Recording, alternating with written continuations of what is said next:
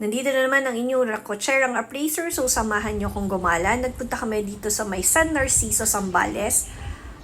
Ito ay pagmamayari ng aking kaibigan, pero portion lang.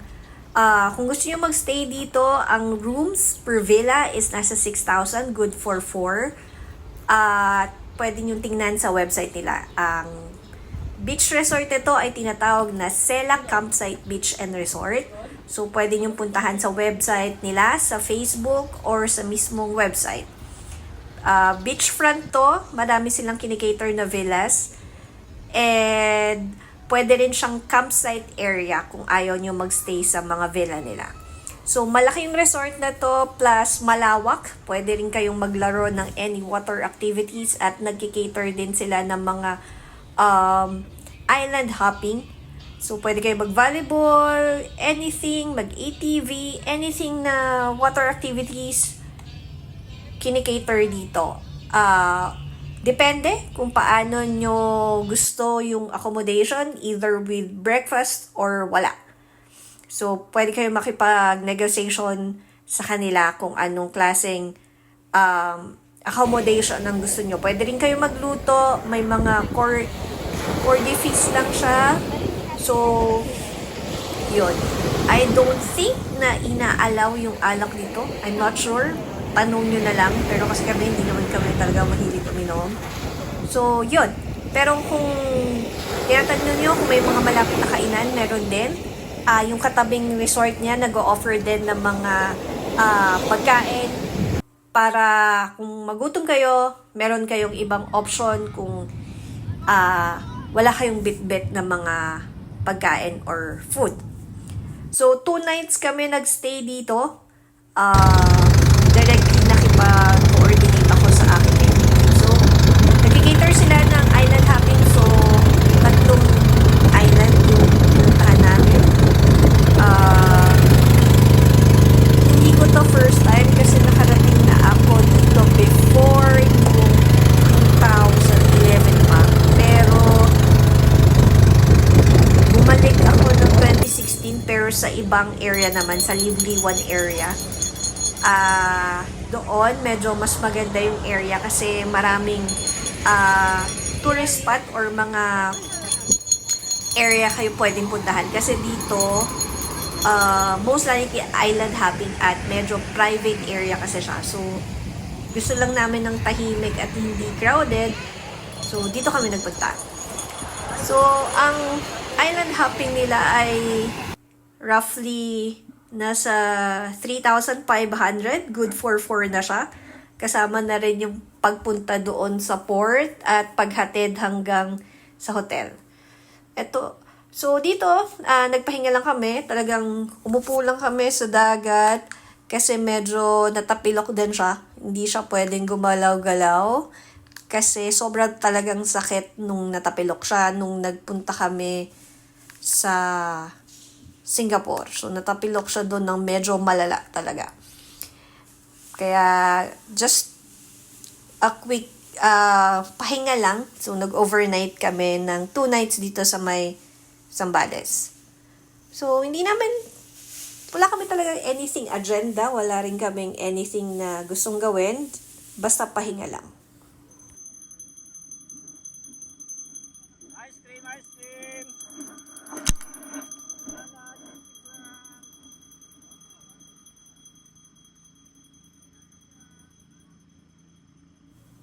At this moment, meron kaming medyo seryosong pinag-uusapan. Sa amin dalawa na lang yun, hindi namin i-share. Pero nag-enjoy kasi kami ng ganyan, ng nakaupo lang sa beach, nagbumuni-muni, tapos nagkakwentuhan.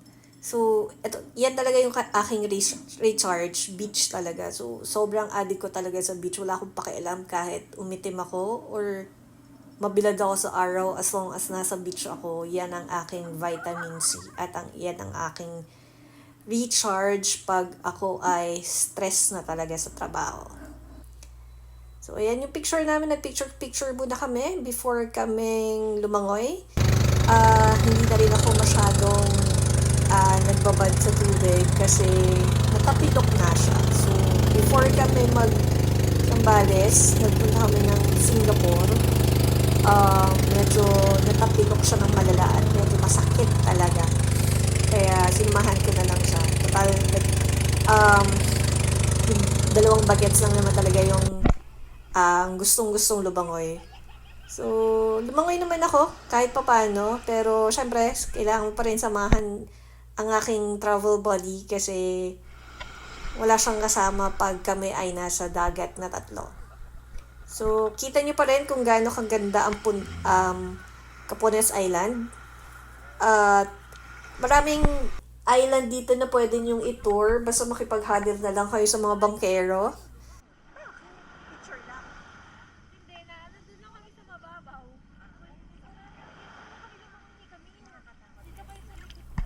So, medyo pag nasa dagat ako, medyo praning ako, kaya lagi akong nagla-life vest. Marunong akong lumangoy, pero hindi ako kaganingan talaga. Paranoid talaga ako pagdating sa dagat, pero ang hilig ko sa dagat. Kaya ko ngayon 40 meters eh. May dala yung isa dyan. I asked you. Chocoy. Chocoy. Pwede ka? Wala, si chocolate. Chocolate.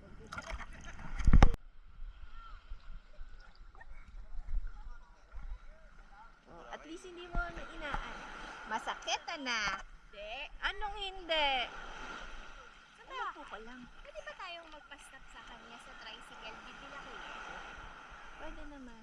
Tsaka isang maliit na mineral kasi lalagyan ng mainit na tubig. Tapos pag yun yung ilalagay ko din. Hi!